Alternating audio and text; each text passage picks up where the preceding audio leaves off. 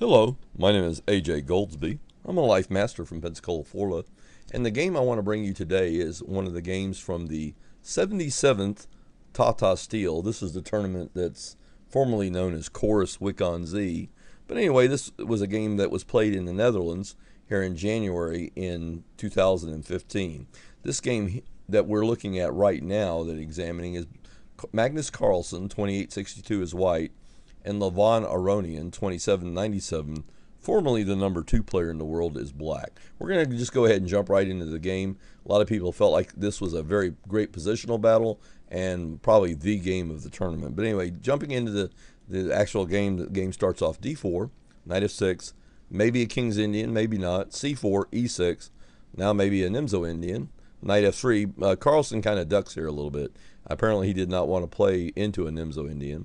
Knight f3, and now black, unless he's going to play a Benoni, which is probably not the best choice at an extremely high level, has to either play the Queen's Indian or transpose back into a regular queen pawn, which is probably the safest course for black, and that's what black chooses to do. d5, knight c3, and now bishop b4, and this is known as the Ragozin system. A master told me a number of years ago that GMs just don't play this system. Well, that might have been true when he said it. Back then, you could go years without seeing a single game where any good player played this system. But we've seen a spate of these recently, and GM games trying this Ragozin system. And I guess it's just basically the wheel coming around full circle. Certain lines in the Queen's Gambit are thought to be played out or overanalyzed, so masters in search of something new are basically looking for something different. So anyway, we have the Ragozin system. There is an excellent DVD, I forget who the author is, but anyway, there's an excellent DVD from ChessBase that covers this system. And if you're going to learn an opening system, I would highly suggest that you pick that up. Now here, Carlsen here, he ducks the main line.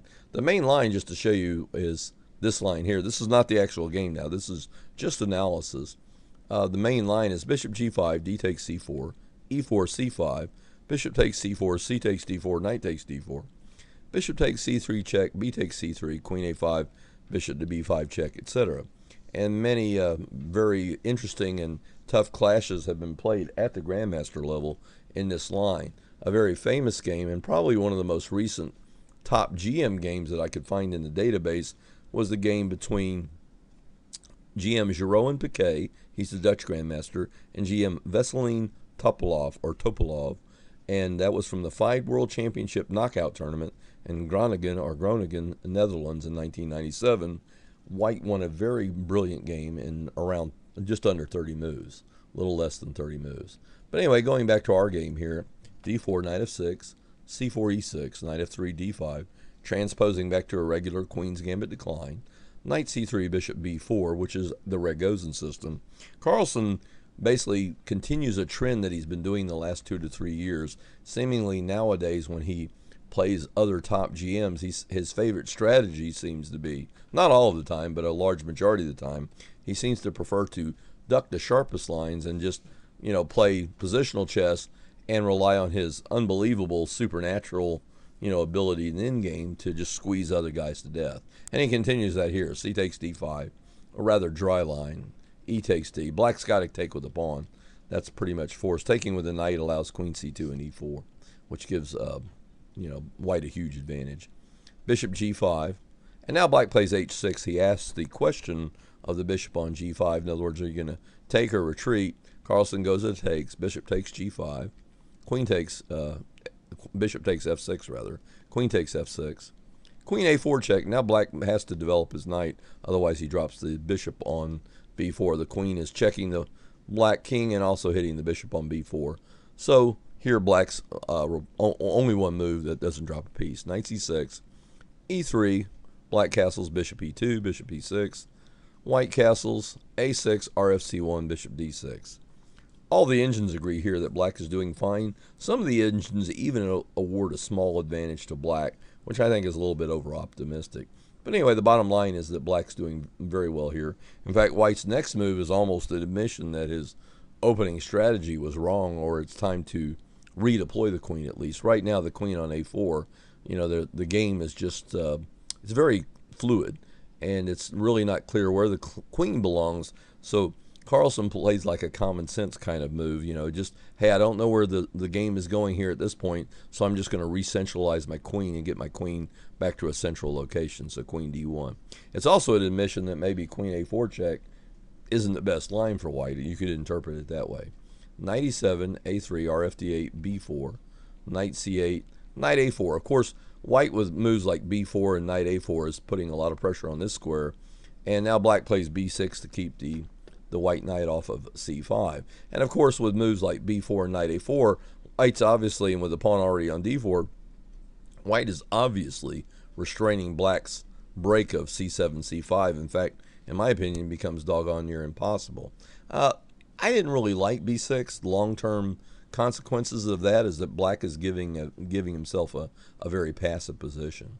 Knight b2, knight e7, knight d3, knight g6, a4, a5, exclam. Black has to prevent white from gaining too much space. b5, rook e8. Now we have a very sterile equality has been reached. Yeah, black is equal according to the engines, but it's not as equal as it was before. And also, too, the big thing that I don't like is black has a permanent weakness, this backward pawn on c5. So if this bishop ever gets traded off or gets lost, then black's going to have a real problem defending this backward pawn on c7 there. So anyway, rook c3, bishop f5. Oh, and I wanted to let you know I am doing a web page on this game. When this video is posted, very shortly after the video is posted, the web page will also be finished. I'm redoing my game, restarting my game of the month. I haven't done a game in over a year. I think it was January 2013 the last time I did a game.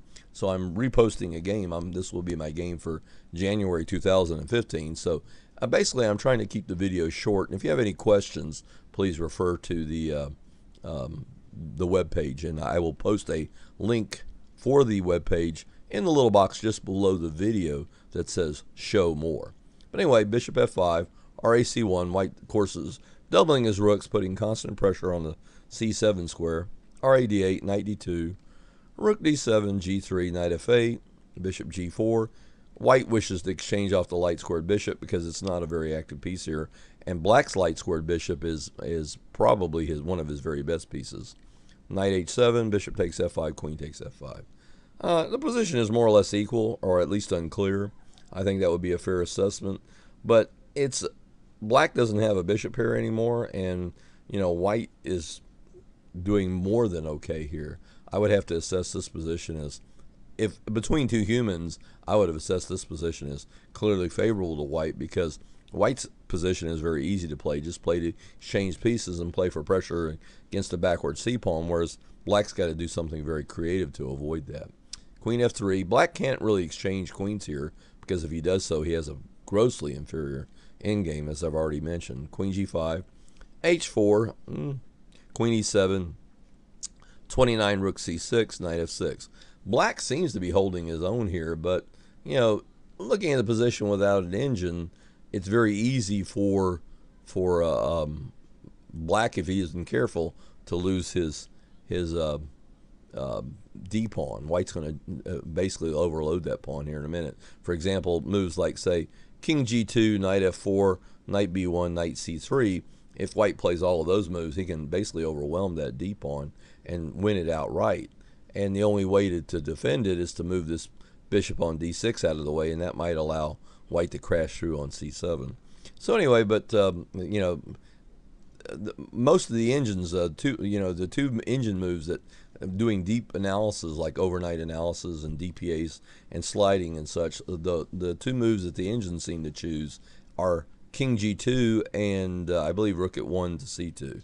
Those are the two engine moves. Here Carlsen just plays a very direct knight f4 attacking d5. And it's a safe, solid move, that kind of stuff.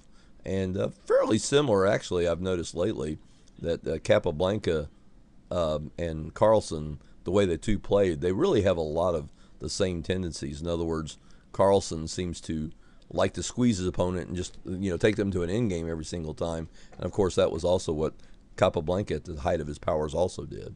Also, too, a lot of other similarities. Both of them play very well in complicated positions, calculate extremely accurately, I mean, there's lots of similarities between the two players, or at least between their styles. So anyway, knight f4.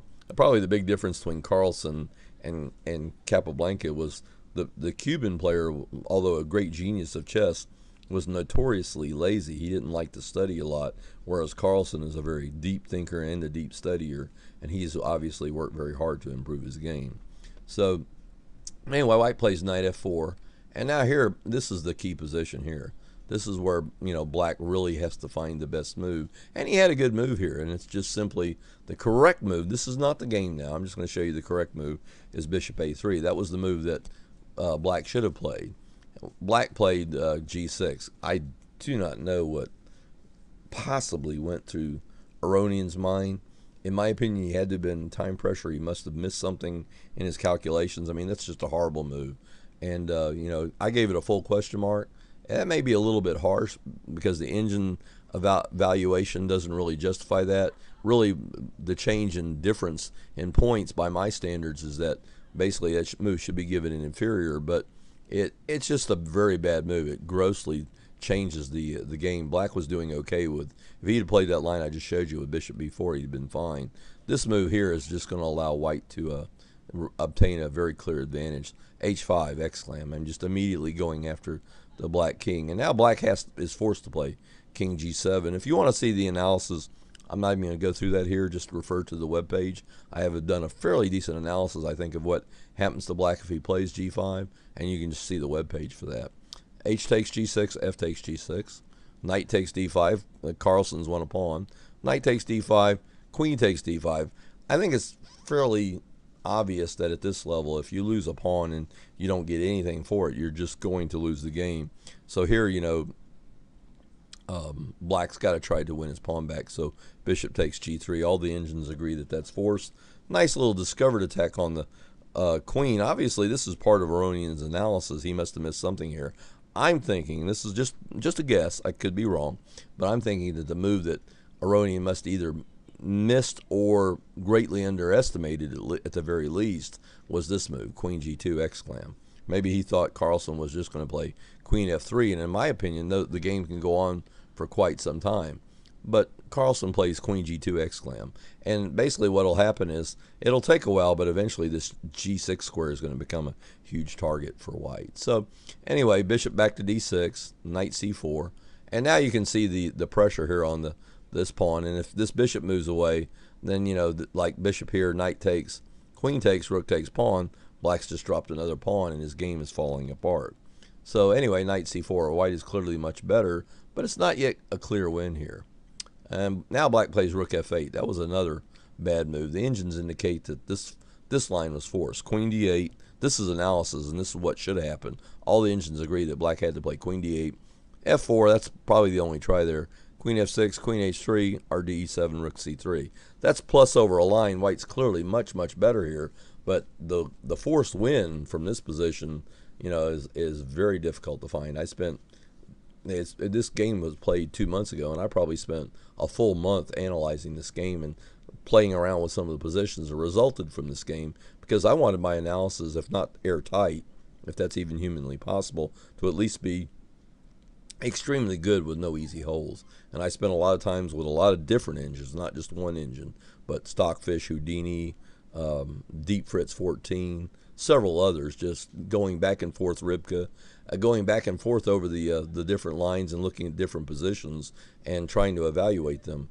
But this position here is clearly plus over a line for White, but to find a forced win is a whole different matter.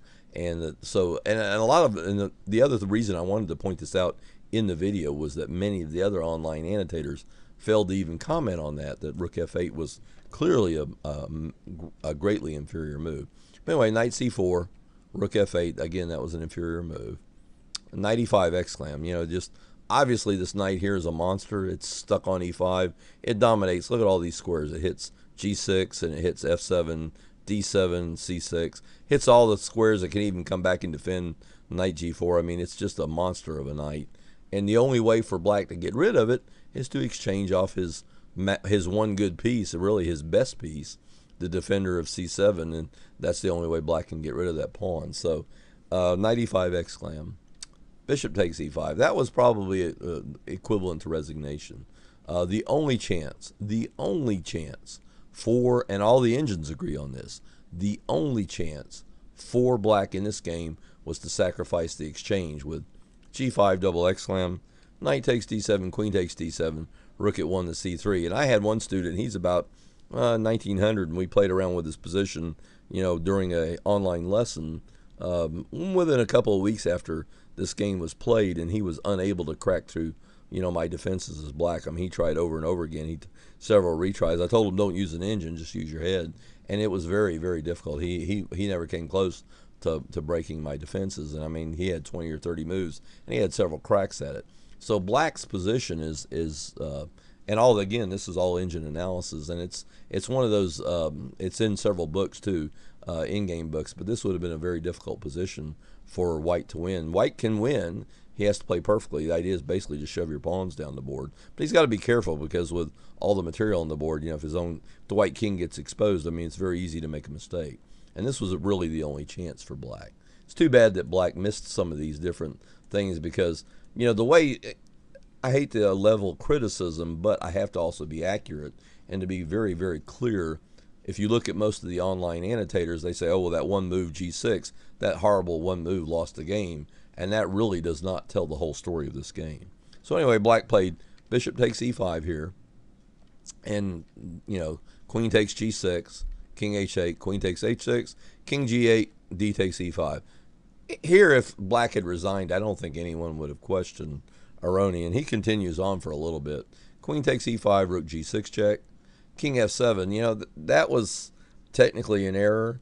The black king's going to go for a walk. Again, you'll have to see the web page.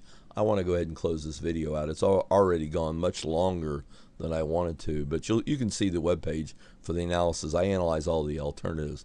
The correct move here for black was rook g7, but that leads to a dead loss rook and pawn ending. I think Aronian saw all of this and just, he knew that, you know, he saw the analysis and knew the rook and pawn ending was just an easy win for white, so that's why he chose to play king f7. King f7, rook c4, very nice move by Carlsen. Covers all the squares, and the threat of rook f4 check is just overwhelming. Queen a1 check, again, that's a basically a busted line, or a bad line for black. But, you know, I think Aronian at this point, rather than, you know, he could have resigned or play on and hope that Carlsen makes a mistake. Maybe both players were in time pressure. So Aronian played the only move maybe that gives white allows white at least a chance to make an error. But, of course, Mr. Carlsen, he's like a machine. I mean, another similarity to Capablanca. In difficult positions, he has very strong nerves, and in difficult position, he almost never makes a mistake. King g2, rook h8, rook f4 check, king e8, rook e6 check, rook e7, rook takes e7, king takes e7, rook e4 check here. And here black resigns. Now, I actually had a couple of lower-rated students that sent me emails, and they said, okay, Mr. Goldsby, why does black have to resign here? And I think that becomes obvious once you look at the following line, and that's just rook e4 check, king d8, rook d4 check. Oops, notice that the check on d4 interferes with the protection of the rook there. And if queen takes rook, hoping for pawn takes queen, rook takes queen on h6, and black is winning, but white has the very simple answer of queen g5 check. There's no good square for the black queen to go to. King c8, e takes d4. And of course, a queen for a rook is an easy win for white. And that's what Aronian saw, obviously. At this point, he went ahead and resigned. That concludes my analysis of this particular great game. I thought the game was fantastic. I thought that the online analysis by most commentators left a huge amount, left a lot to be desired. And there was a couple of moves there that black played that should have been criticized and were not. But anyway, that concludes my analysis. Thank you for watching my video. If you enjoy my video on my web pages and would like to make a donation to help support that effort, please go to the PayPal website. That's www.paypal.com, and make a donation under my account, which is my email account, which is lifemasteraj@yahoo.com. Again, thank you for watching my video, and have a great day.